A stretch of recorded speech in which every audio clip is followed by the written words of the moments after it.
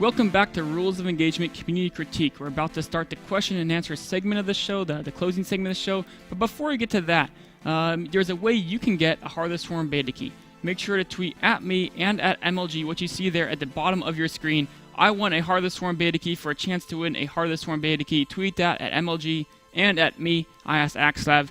One of you guys, or maybe two, will get a beta key.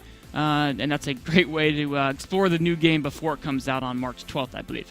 Let's get into the question and answer section of the game. First question from 11 APM. How can I identify all-in ZVZ? I'm losing to Zerglin Baneling Rush. Then instead of drones for expansion, pack of Zerglings are being built.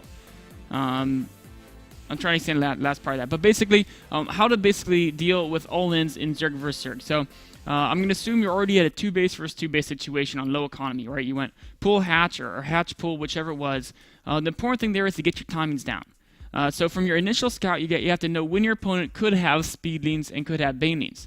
And then you put your overlords in front of their base. Now, one thing that can happen is your opponent can just hide a whole bunch of Zerglings inside their base, then rush out across the map at you. If you don't have pre-built defenses, you are going to die. So what I suggest doing, take a look at some of the professional Zerg games, and you notice that almost every professional Zerg player, unless they're going to be aggressive themselves, they know the potential timing for a threat, and they have a spine crawler and a couple banelings ready to defend.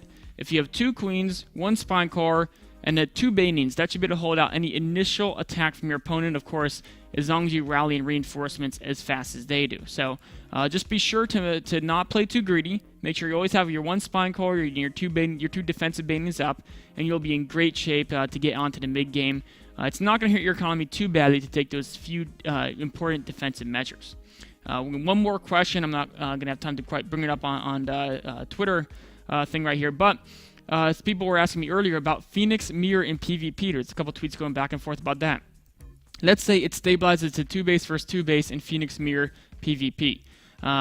One thing that people are wondering is, should I invest in armor or attack upgrades? And this is where it helps to do a little bit of math. Before I do that, one thing that's probably the most important is if you can afford it to get up to that range upgrade. That's even more important than the armor attack is the actual the Phoenix range upgrade. But let's do the math real quick. So a Phoenix does 20 damage to other Phoenixes. That's what it does. It does 10 times 2. Now Phoenixes have 0 base armor, 0 base shields. So 180 life, 100 shields, or 120 hit points, 60 shields.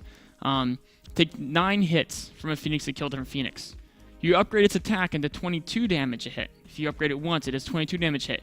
It still takes 9 attacks to kill another Phoenix. So a Phoenix Mirror, having Phoenixes with 1 attack and 0 armor versus Phoenixes with 0 on both is actually pointless for that 1 upgrade. Once you get later on, it'll stack and it'll be more effective, but the first attack upgrade is useless if your opponent's not upgrading. So I would recommend getting the armor upgrade, because if you get that armor upgrade, then all of a sudden it takes your opponents 10 hits to kill your Phoenix with their Phoenix, and your Phoenix still kill them in 9.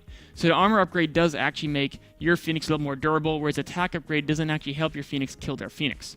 Of course, if you're fighting things like Colossi, Stalkers, etc., then you want that attack upgrade. It's much more useful against other targets.